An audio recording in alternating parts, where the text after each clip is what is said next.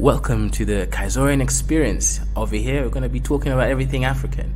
We're going to be having debates, discussions, entertainment, as well as learning about business, art, history, and everything in between. Cultural, tribalism, and everything. We're going to be out here debating with some really interesting stuff. So like the video, share the video, and make sure you subscribe. Make sure you subscribe. Subscribe for the best experience ever. This is the biggest channel on the Afrosphere. So come and join the team, become a Kaizoran, and join the Kaizoran Empire.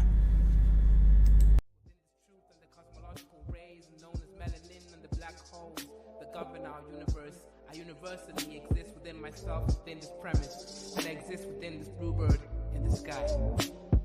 I'ma fly like a blue in the sky. I'ma fly like bird in the sky. I'ma fly like bluebird in the sky. I'ma fly like bluebird in the sky. I'ma fly like bluebird in the sky. I'ma throw my bluebird in the sky. I'ma soar like bluebird in the sky. I'ma soar like bluebird in the sky. I'ma fly like bluebird in the sky. I'ma fight like bluebird in the sky. I'ma eat like bluebird in the sky. I'ma be like bluebird in the sky. I'ma be bluebird in the sky. I'ma be free, bluebird in the sky. I'ma be free like bluebird in the sky. I'ma be like bluebird in the sky. Back again like the second coming. Strumming my vocal cords like the hummingbird in the sky. Y'all can't deny this. Real rap lyrics, it's like I ain't got no rhyming through the sky limit. What is skin tone, shade of color, but a parallel form of frequency like a ringtone on your phone. Melanin expression, tied up in the universe, feeling like gods. Is this really us? Is it serious? Is it really wrong to be diverse? Am I diverge and immerse myself like an ocean beneath its waves? Be a divergent, born to be different. Indigo child, wild like canary, born to be a bluebird in the sky, flying high like a bluebird in the sky. I'ma fly high, bluebird in the sky. Yeah, bluebird in the sky. I'ma fly high, bluebird in the sky. I'ma be like bluebird in the sky. I'ma be like bluebird in the sky. Everybody scream bluebird in the sky. I'ma fly high, bluebird in the sky. I'ma be like bluebird in the sky. Yeah, bluebird in the sky. Everybody, bluebird in the sky. I'ma be like bluebird in the sky.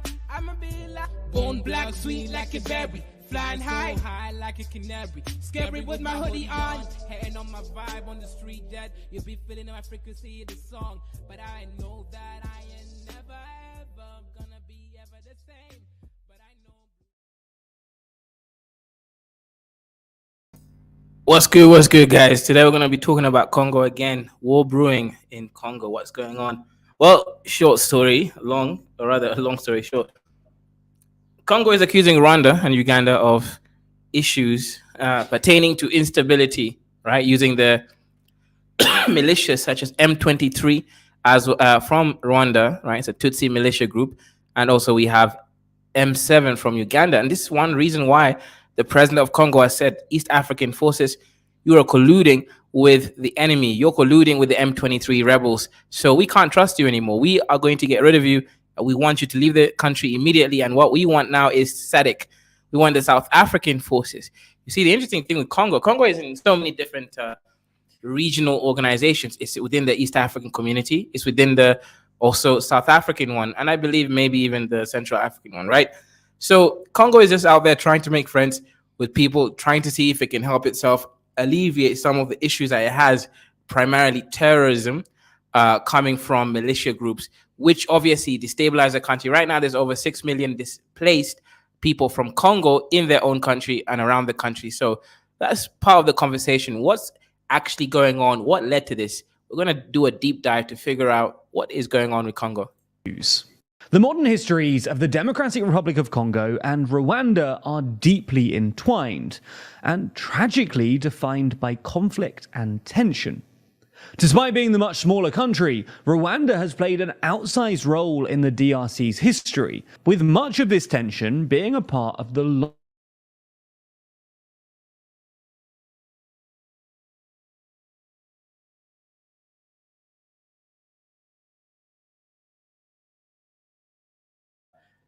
commit so much ills against a much bigger country, right? Rwanda is literally 12 million people and the size of a football field.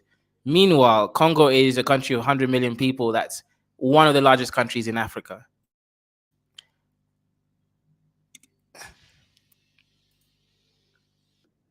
And for more than a year now, tensions have been persistently high thanks to a renewed offensive in the eastern DRC by the Rwandan-backed M23 rebel group, with the UN pointing out a real risk of direct...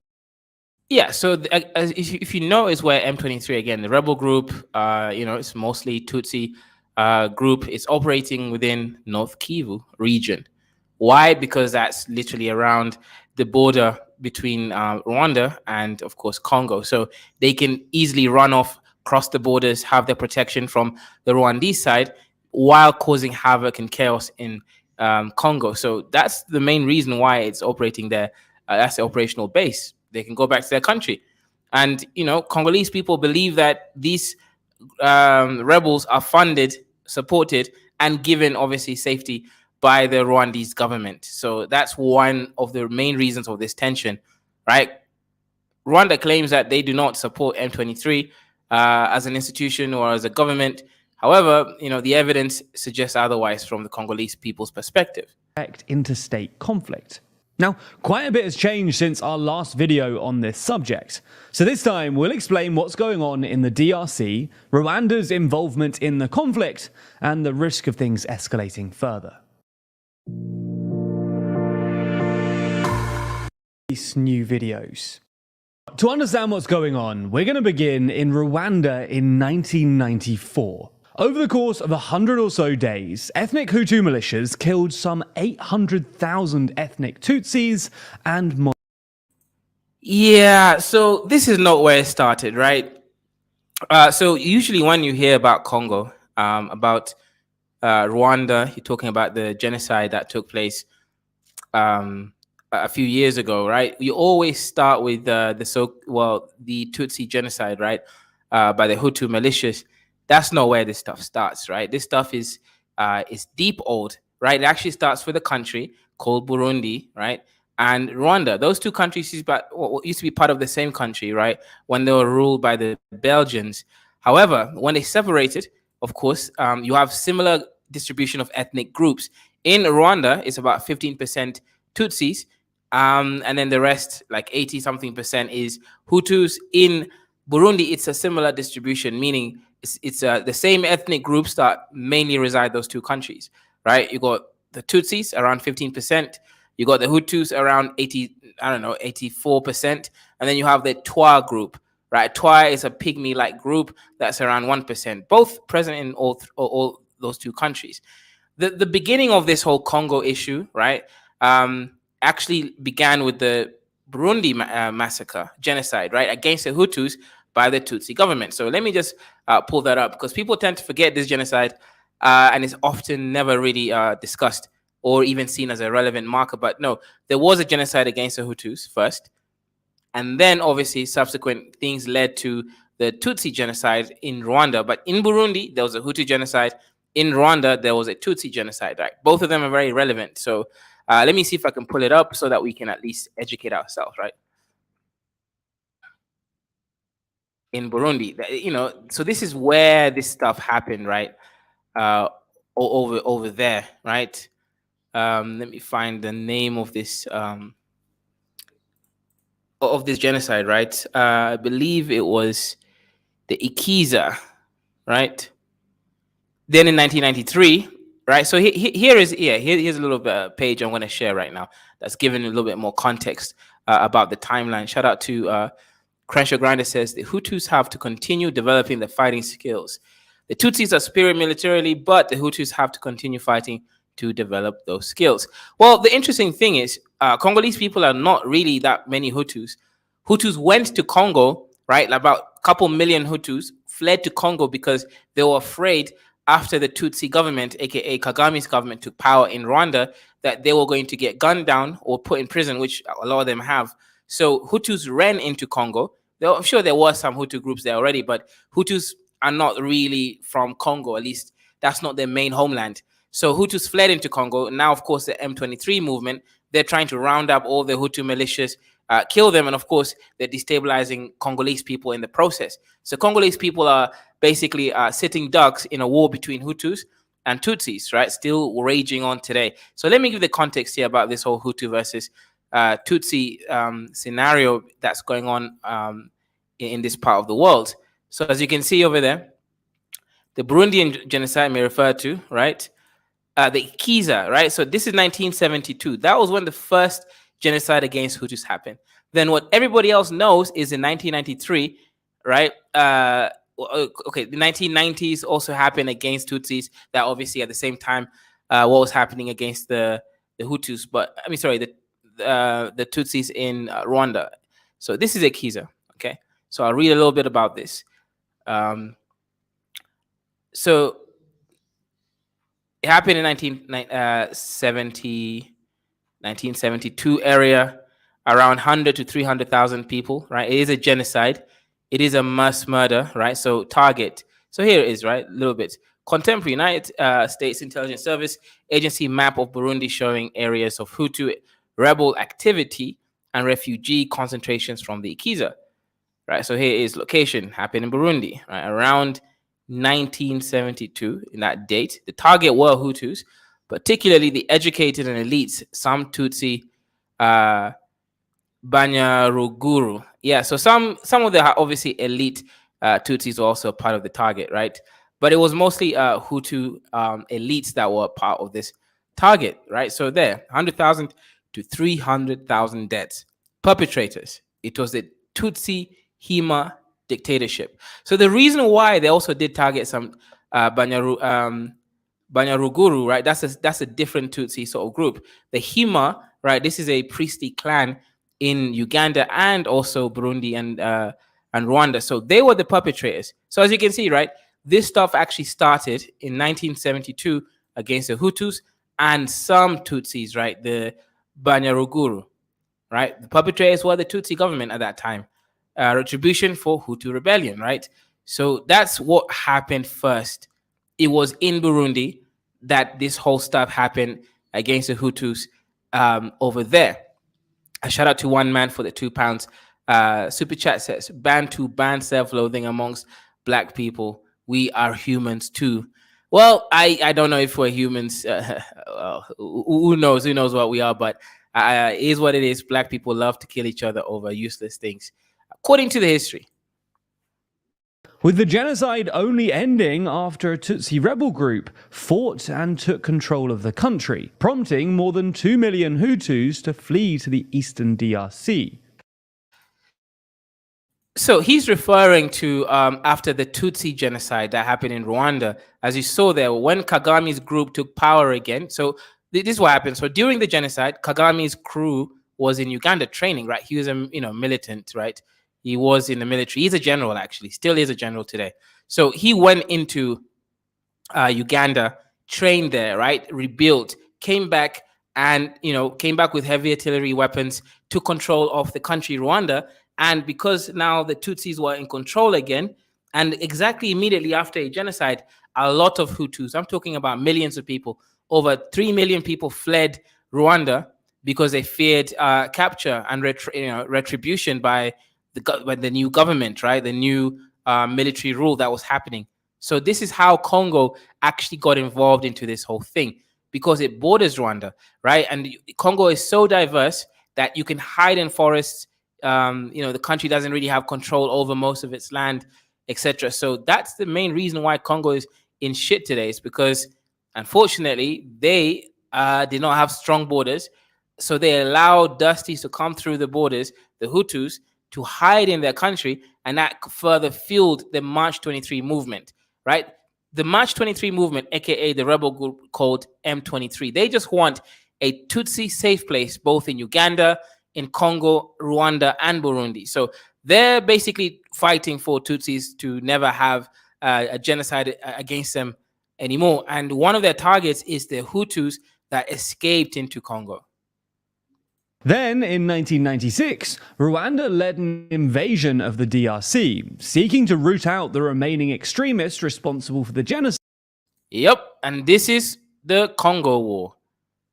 Rwanda has actually already colonized Congo before, which I find interesting, right? Congo is a big country, millions, 100 million people strong. Rwanda is a tiny country with barely 12 million people. Somehow, the 12 million people country is out here colonizing and conquering a large nation. This is very interesting.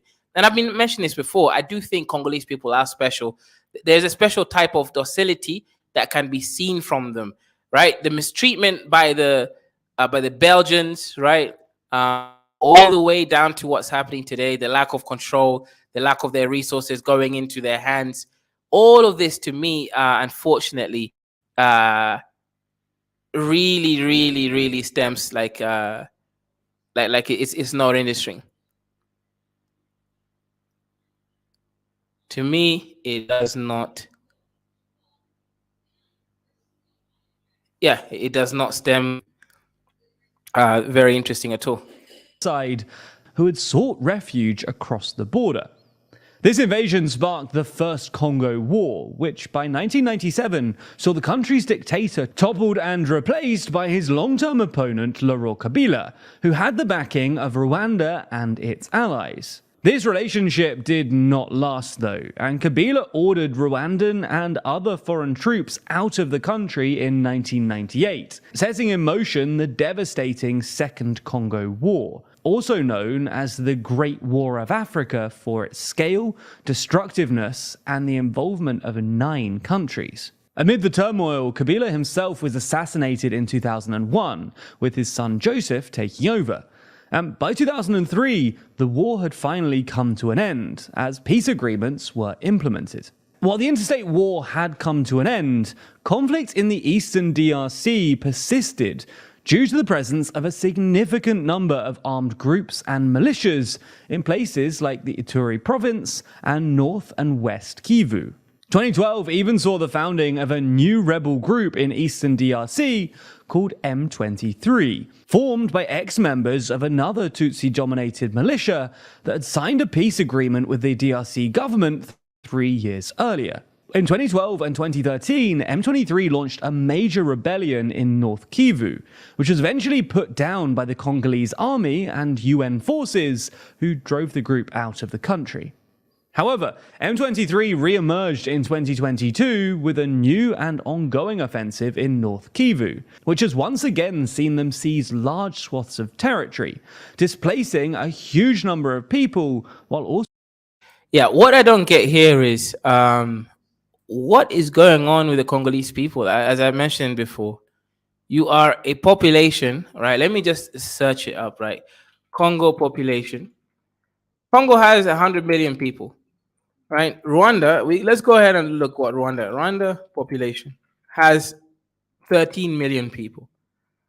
So let's see Congolese army size, right? Because something here about this whole situation is not making sense. Some sources, there's around 100,000 people in the Congolese army. So if you have an army of 100,000 people, right? Rwanda probably has a much smaller army, right? Let's say Rwandese army size, right? Let's go ahead, right? It's 35,000. So Rwanda is coming in with 35,000 people. Meanwhile, Congo has 100,000 people, but for some reason, the Congolese rebel groups are able to push these people all the way back into the crevices that they came from. To me, still kind of stems and screams a lot of incompetencies going on, right? I don't do victim blaming, but at the same time, if this nation keeps being taken over and over and over again by several different people and they're unable to create a semblance of peace for themselves, then something much worse is going on here. It means that there's something about the Congolese people that just doesn't scream about being independent. That's now the issue. It just does not scream independence. To me, it's screaming a lot of incompetence going on in this nation. Also reigniting tensions between Rwanda and the DRC. That's because the Congolese government has long accused Rwanda of supporting M23, a charge which Rwanda denies. But UN experts have cited solid evidence of Rwandan support, and even countries friendly to Rwanda, like the US and those in the EU, have said that the Rwandan government does indeed provide support for M23. A UN expert's report from earlier this year stated that Rwanda's goal was to reinforce M23 by providing them with troops and material. Yeah, actually, let me read that article just so we are all on the same page. The report by United Nations group of experts found evidence of direct interventions by the Rwandan military on DRC territory. So this is an example of where Congolese people really believe that it is Kagame who is causing all the issues and instabilities in the nation. This one is rather very direct, and there is no, arguments from the Congolese side, right? So if you trust United Nations sources, then you could actually argue and say that perhaps there is some deleterious actions happening over here. That's a situation that I can kind of think of here is if you trust the United Nations sources, then you should be the Congolese side on this story. But anyway, let me keep going. By the Rwandan military on DRC territory, either to reinforce M23 combatants or to conduct military operations against opposing armed Hutu groups. So there's two parts here, right? That's relevant to this. As I mentioned earlier, right? The Hutus who committed the genocide ran from Rwanda once the Tutsis got power because they would have been put in prison, killed, or mercilessly tortured. So they left the country knowing what they had committed to go look for safety. Uganda was a country of the ones who could afford to go there, since Uganda has more strict laws. You'd have to have some corruption money to get in, etc., and thrive there. But Congo was a great option. In Congo, you could cross the border. The country didn't really have a lot of strong defenses, etc. So they went to Congo to hide there. Rwanda of carrying out military operations to the Hutu groups that are still armed, that are operating within Congo, right? So this is what the United Nations are saying that they found evidence of. Kigali has repeatedly denied supporting the M23, which is dominated by Congolese Tutsis, right? So Banyamulenge, for example, are a lot of the Tutsis in M23. Banyamulenge are one of the Congolese, but they are also Tutsi. So they are being funded by Kagame. That's what the Congolese people believe. The M23 claim to protect Tutsis against the FDLR, which it alleges, right, is backing by Kinshasa and includes Hutus accused of the 1994 Rwanda genocide against the Tutsis. Now, I actually do believe that's part of why M23 started, right? They were there partially to protect the Tutsis living in Congo and Uganda from Hutu militias that escaped, who still have deleterious negative beliefs about Tutsi people. That is most likely true, though. That's not really relevant. Right now, they're carrying out more armed rebels missions to destabilize Congo further. Let's go ahead. So as you can see here, guys, Congo is suffering from a Rwandese and Burundian ethnic tribe problem, right? This is nothing to do with Congo at all, right? If you really look deep down at it, right, it is to do with Rwanda and the tribal issues that has unfortunately crossed the border literally and now is, ravaging across Congo. Let's go ahead. The United Nations expert report also found evidence of the FDLR fighting the M23 alongside Congolese armed forces. So, yeah, exactly what I said.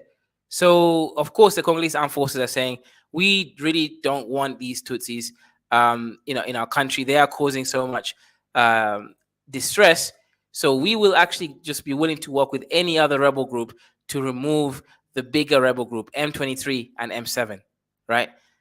The accusations come amid heightened tensions between Kinshasa, right, that's Congo, and Kigali, that's Rwanda, over Eastern Democratic Republic Congo, where more than 100 different rebel groups compete for the control of the area's rich resources, including minerals. The report released on Tuesday stated that the objective of the Rwandese Defense Forces military actions in Democratic Republic of Congo was to reinforce M23 by providing troops, material, and to use them to secure control over mine sites, gain political influence in DRC, and decimate the FDLR. The FDLR are, again, the Hutu-led militia operating within Congolese borders, right? So it is a rather complex situation. Now, of course, the Pan-Africans will come in and say things like, well, Dwight Mann is involved. Well, Dwight Mann is always involved somewhere, right? When it comes to money, Dwight Mann is definitely involved. But this whole situation is not a Dwight Mann problem. This is a very much Black African problem. And these are very much Black African tribes that became nation states and now are still warring over ills of the past. Crenshaw Grinder says. So, there are no indigenous tribal issues in Congo. Why not just kick out the Hutu and Tutsis in Congo?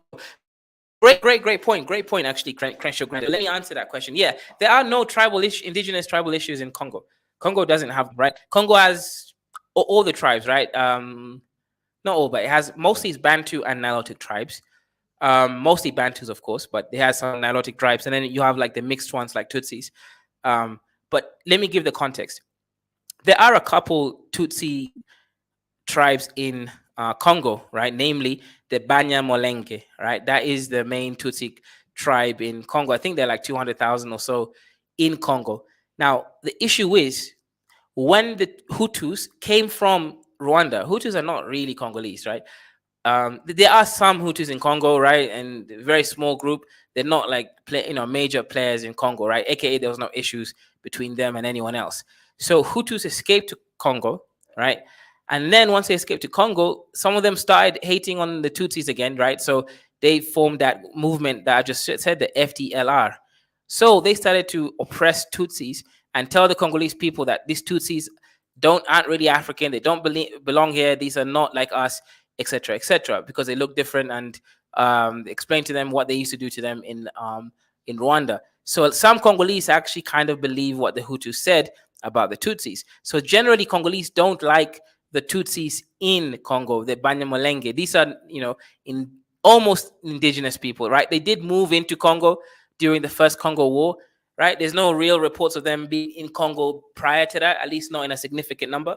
So once they came into Congo, Congolese people don't like them because of the issues that's happening. M23 was a movement, the Tutsis in Congo, the Banyamulenge specifically, to sort of fight for the rights of the minorities so that Tutsis are not oppressed. And then the M7 movement, right, that is in Uganda, similar sort of premise, Tutsis again, sort of wanting equality or something like that. For example, Museveni is a Tutsi, the ruler of Uganda, right? He was friends with and knew Kagame all the way back when Kagame was just an army officer in the Tutsi army, right? That's how he came back, went into Rwanda, hid there for a while, like a year, came back strong, and then took over the country of Rwanda. Providing them with troops and material, and to use them to secure control over mine sites, gain political influence in the DRC, and to decimate FDLR, which is a Hutu-dominated anti-Rwandan government rebel group active in eastern DRC, with alleged support from the Congolese government. The eastern DRC, by the way, is rich in valuable resources like gold, tin, coltan, and tungsten, and other materials crucial to the global economy, over which more than 100 different rebel groups fight for control. Now, for around 6 months this year, there was a lull in fighting thanks to a shaky ceasefire with the M23.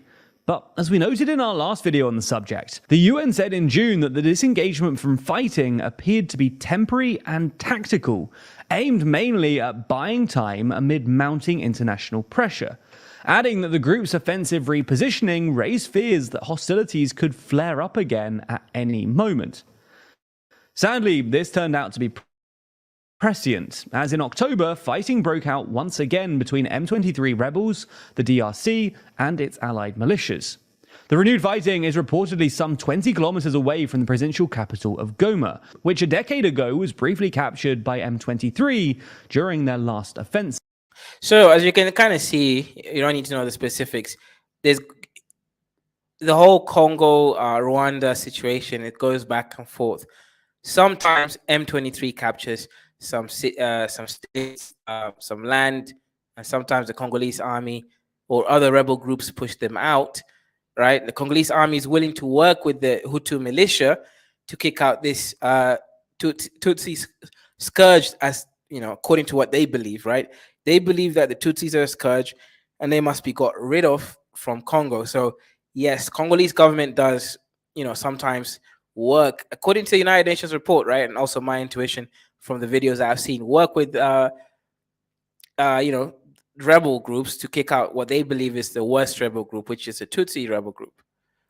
At the end of November, the UN said that more than 450,000 people have been displaced in parts of North Kivu in just the previous 6 weeks due to the renewed conflict, which had already displaced 1 million people already.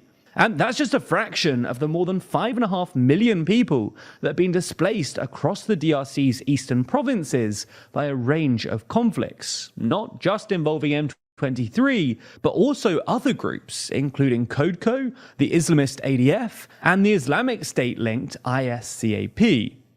Another big development since our last video is that the conflict in eastern DRC is undergoing a significant realignment, owing to the evolving or perhaps devolving role of international forces. For decades, the United Nations has maintained a peacekeeping mission in the eastern DRC, but the Congolese government has ordered the 15,000 or so UN peacekeepers to withdraw from the country, saying that they've been unable to control rebellions. Yeah, so here's where I have to sort of ask certain questions.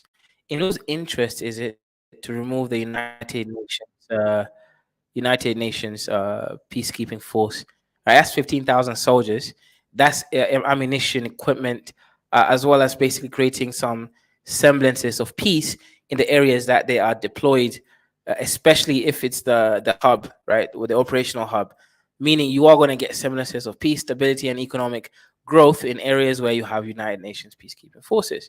So with Rwanda telling them to leave when they haven't got an alternative, really, right? The alternative was that using the East African Community's peacekeeping force, but they've also been asked to leave in just under a year. So with claims that actually they are colluding with M23 rebels, which of course is what Congo believes. Congo believes that Museveni from Uganda and Kagame from Rwanda are part of the East Africans' non-trustworthy units who are actually colluding with M23 and M7 and providing them with intel as well as other sort of support, right? So Congo is acting very rash. You kicked out the United Nations peacekeeping forces.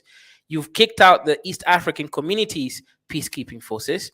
Now you ask the SADC one, right? You've asked the Southern African peacekeeping force to come into your nation, but you most likely will kick them out too because of lack of what you claim to be results. At the end of the day, it's simple as this, right? If you're going to have your own country and your own borders and claim that you're a sovereign nation, you must be able to protect your nations. Otherwise, what you're doing is nothing more than just playing ruler, right? That's the situation that Congo is in. I just don't understand why it's making these decisions without an alternative in play.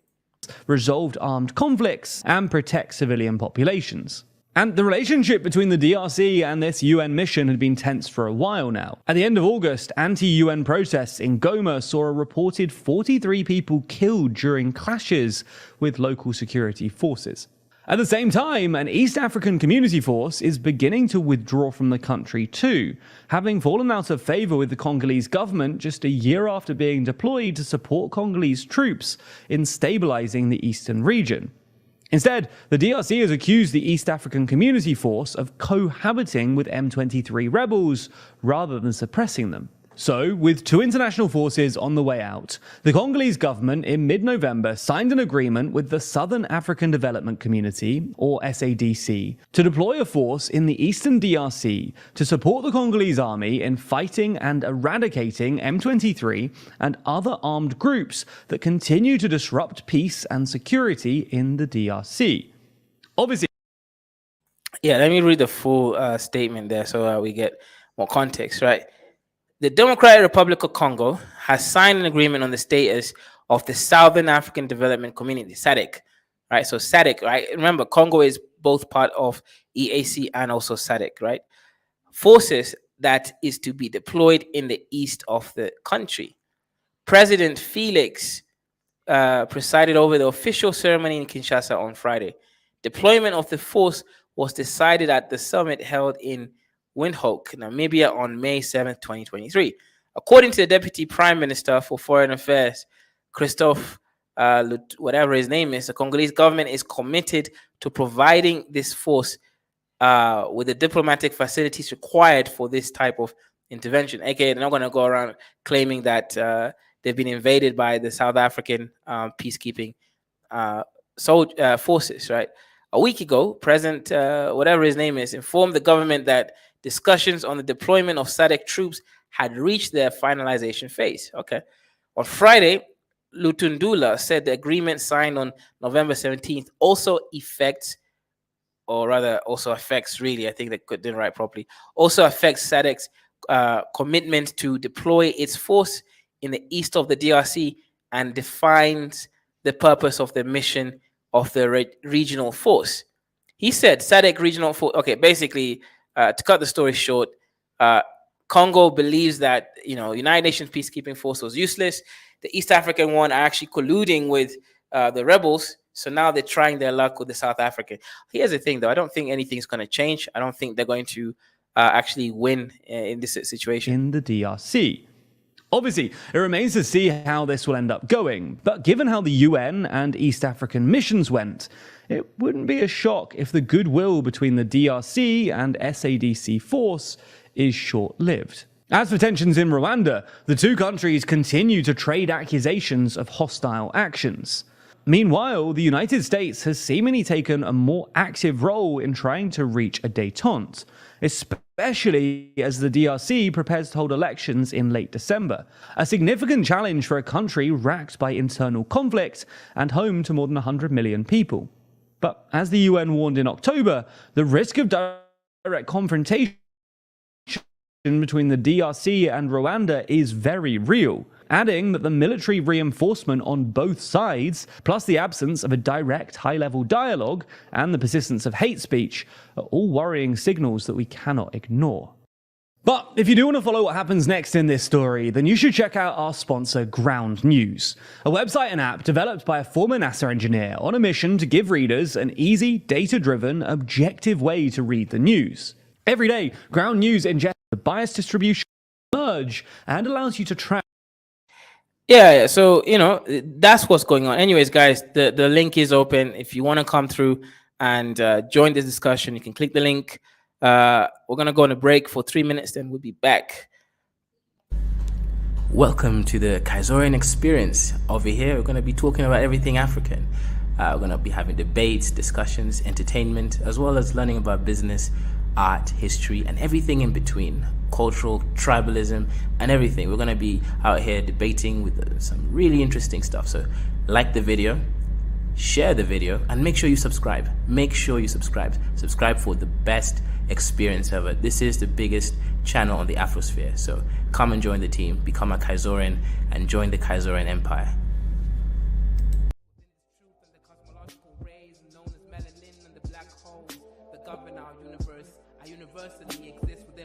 Within this premise, and exist within this bluebird in the sky. I'ma fly like the blue sky. I'ma fly like bird in the sky. I'ma fly like bluebird in the sky. I'ma fly like bluebird in the sky. I'ma fly like bluebird in the sky. I'ma throw my bluebird in the sky. I'ma soar like bluebird in the sky. I'ma soar like bluebird in the sky. I'ma fly like bluebird in the sky. I'ma fight like bluebird in the sky. I'ma eat like bluebird in the sky. I'ma be like bluebird in the sky. I'ma be bluebird in the sky. I'ma be free, bluebird in the sky. I'ma be free like bluebird in the sky. I'ma be like bluebird in the sky. Back again like the second coming. Strumming my vocal cords like the hummingbird in the sky. Y'all can't deny this. Real rap lyrics, it's like I ain't got no rhyming through the sky limit. What a skin tone, shade of color, but a parallel form of frequency like a ringtone on your phone. Melanin expression, tied up in the universe, feeling like God. Is this really us? Is it serious? Is it really wrong to be diverse? Am I diverge and immerse myself like an ocean beneath this waves? Be a divergent, born to be different. Indigo child, wild like canary, born to be a bluebird in the sky, flying high like a bluebird in the sky. I'm a fly high bluebird in the sky. Yeah, bluebird in the sky. I'm a fly high bluebird in the sky. I'ma be like bluebird in the sky. I'ma be like bluebird in the sky. Everybody scream bluebird in the sky. I'ma fly high bluebird in the sky. I'ma be like bluebird in the sky. Yeah, bluebird in the sky. Everybody, bluebird in the sky. I'ma be like bluebird in the sky. I'ma be like bone black, sweet Video, like a berry. you can see Flying high like a canary. Scary with my hoodie on, hating on my vibe on the street. That you'll be feeling my frequency in the song, but I know that I ain't never ever gonna be ever the same. But I know.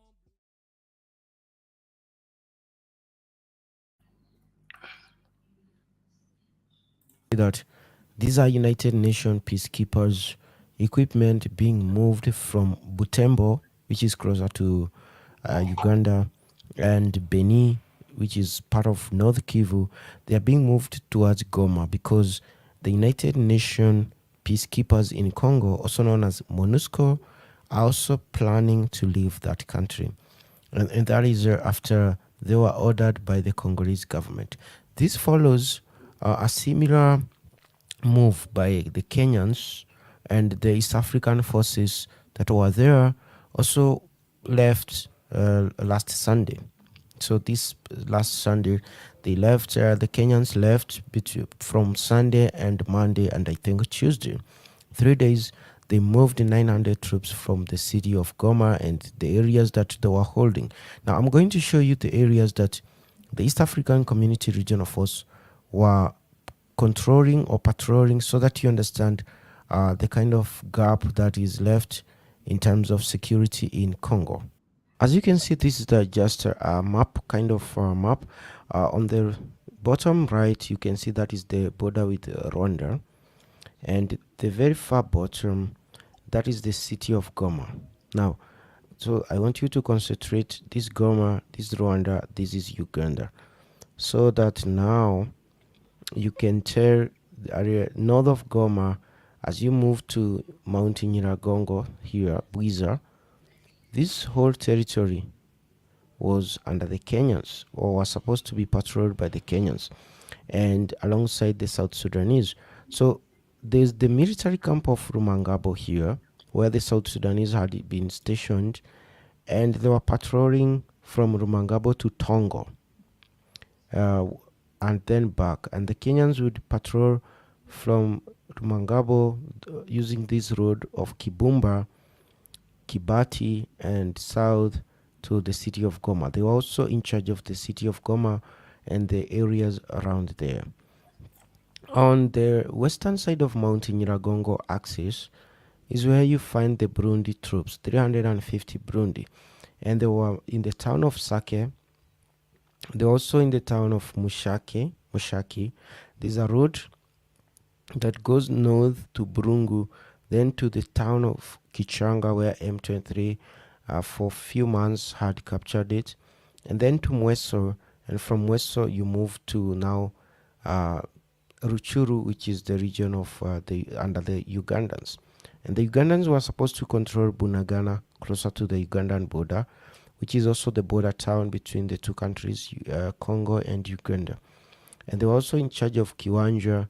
They were in charge of Busembo and Kishishe. So Kishishe, remember, that was the village where last year M23 massacred 300 people. And it was in Kishishe. So that is where the Ugandans were supposed to control, mostly Ruchuru district. And the Burundis were in Masisi, basically. And Masisi is where you find M23 trying to capture the territory there because of the mines that are located there. and also the fact that there is a beautiful landscape for grazing, and M23 want to have the lands there, and the Tutsis that left Rwanda actually live there in Masisi. They call themselves Aba Masisi, or the Tutsis of Masisi, and some of the young men in the rebel group M23 actually claim to have been born in Masisi or to have a family there. So they mostly try to capture or to fight for Masisi so that they can capture the town of Mushake to ensure that the Congolese FRDC army doesn't come from Goma to Masisi. So it's like they want to come up with a defensive position in Mushaki. And behind Mushaki is where you have. Now you guys saw that map. You saw exactly where the East African forces were stationed. Now that they've gone, the United Nations peacekeeping force is also gone or going. It doesn't really matter. Same difference. How do they expect to keep the peace in those regions? Do you think SADC will have SADC? Look. South Africa don't speak the same language, right? Kiswahili is spoken throughout a lot of Congo, actually, right now, especially Eastern Congo, where this conflict is taking place. So having the East African peacekeeping force was really vital because of ease of communication. But now that they're replacing them with a SADC, right? South Africans speak some Zulu languages. They won't understand these people. To me, I just think this is a really premature thing. Something else is going on over here. Someone else is pulling strings because it just doesn't make sense to me. A shout out to you, Chuku Igwe. What's good, brother? Rubaya, and slightly north of it is where we have Bibatamo. Remember the mines of Bibatamo, where we have manganese, and we also have cobalt, mostly manganese and tin and gold in Bibatamo. But in Rubaya, you have the coltan, which I'm going to show you in a short while. So I hope you understand. So this is the map, the Google map as it is, so that you don't get confused. As I was showing you, this is the city of Goma, a city of 1 million people. And on the right side, of course, you have Rwanda, and north again on the eastern side you have Uganda, right? And what we were talking about is that the Kenyans had been given this territory, and the north of this territory where we had the South Sudanese moving from Tongo to Rumangabo here. As you can see, there's the Rumangabo is here. There's a military camp there. This one, it's called the military camp. Yeah, so guys, there's this Congo genocide stuff that's been going on. I think it's not really just a genocide going on here, right? Clearly, there's something that's going here. It's about resources, and these countries, such as Rwanda, is using the fact that there is an enmity between the Hutus and the Tutsis, so that he's using it to support the Tutsi militia group so that they can have access to the resources. It's always about the money, right? Follow the money. If you follow the money, you'll definitely figure out where things are and how and why things are broken the way they are. Camp of Rumangabo. It's situated here. I don't want to go into detail so that we don't lose focus here. And it's closer to the national park, as you can see. This is Virunga National Park, actually, the green shade. And the whole of this is the Mount Nyiragongo, the famous mountain that sometimes spews ash, as you know. And last year, I think it was in the news when it erupted. And on the western side of this part of Sake to Mshaki and the territory in Masisi is where we had the Burundians. And today, from what I've heard, is that after the Kenyans left and the Burundi actually also left, this territory is unguarded. The Congolese army has not yet reinforced the positions that have been left by these, withdrawing soldiers or forces. And it's up to the local militias made up of young men from these communities called Wazarendo to try to fight back. Yeah, guys, this is not making sense, right? This whole idea that Congo is just some, victim when they are shooting themselves in the foot right now. As I mentioned, Kenya's already left. They want them, what you call it, right? They want the other ones to leave, right? Burundi is about to leave. We're talking about these people from all these different parts of these nations. So what the hell is happening over here is not just a simple case as, oh, there's genocide, right? Or people just hate Congolese people and they want to kill them. Congo is making some weird moves themselves. Like, how are you gonna go sending off people before you even bring in the SADC? You've only done an agreement. They're not even there yet. How long is it gonna take for them, the SADC, to now start strategically taking over these places? There's something just not smelling right, right? It's like either it's on purposeful incompetence going on here. I'm just not seeing it. Or fight these rebels that are backed and armed by Rwanda. So last week, as the news of the Kenyans being kicked out became true, the M23 had a renewed hope, and they captured the town of Mweso. So I'm trying. Oh, look at that, guys! Right? So you see, this is kind of interesting, right? It's like, and why I keep saying, I don't know, sometimes this whole pan-Africanism stuff can't work. You go into another country, you try to help them, you try to support them, you try to give them basically peace and stability, then they start blaming you and accusing you of actually hosting the rebels and actually helping the rebels. So as you see, Kenya left, right? Kenya got kicked out, and the moment that Kenya's getting kicked out, M23 got excited and they came back and started taking over the positions that Kenya was holding down. All I'm seeing is just a lot of, lack of discernment and incompetence. And they captured the town of Mweso. So I'm trying to get Mweso here in the map so that you know what I'm talking about. So Mweso should be right here, this one. So they captured Mweso after fighting with the local militia. So they captured this town of Mweso. As you can see, it's a smaller town and with agriculture. I'm going to switch to the Google Earth so that we have a better picture of what we're talking about. So they captured Mweso, and then after that, as the Kenyans left on Monday, it said that they've moved south, and today in the morning they were trying to capture this town of Mushaki. So there have been heavy bombing by the Congolese Air Force or Congolese Army using the SCOI today from morning, trying to stop the M23 from capturing or overwhelming the few Congolese soldiers that are here. So they were trying to capture the town of Mushaki. This town, as you can see here, is a very tiny town, more like a village or a center, which is there because there's a road that... Exactly, guys, right? You don't even have to go out and start, thinking about what's happening there, right? It's all clear. It's all clear, right? It's simple, right? Congo is doing some weird moves. It's not a victim. It's kicking out East African community forces who were actually helping control key cities. Then it was actually up to the Congolese army to now fight against the terrorists and the rebel groups to change their own nation themselves. But they didn't do that. Instead, what they kept doing is blaming the United Nations peacekeepers, kicking them out, blaming the Kenyans and the Ugandans, kicking them out. And now what's happening already, the moment that the Kenyans leave, they're already recapturing those spaces. I just don't get it, bro. Congo, you are in dire need of stability. You should take any help that you get from more or less anyone at this point. Two roads that cut through there, one going north and one going west.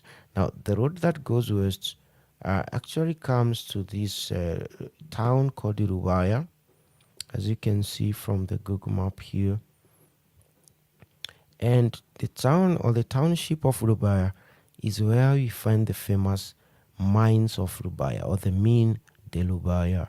As you can see, these whitish things, these are open mines where coltan and casterite ore is being washed before it could be dried and taken away. As you can see from these videos, there's a river that passes here, and that river provides the water that they use to do that. Let me try to get some photos so that you understand what we are dealing with here.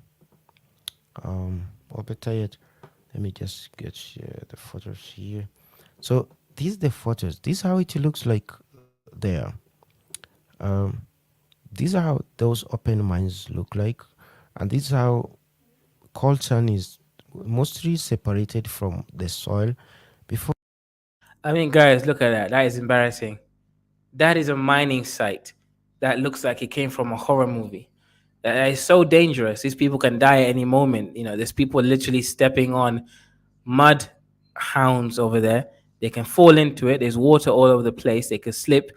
This is some medieval, prehistoric type of mining. Very dangerous kind of stuff. And this is where Congo is. Like I keep saying, Congo is backwards because of the Congolese people and the Congolese government.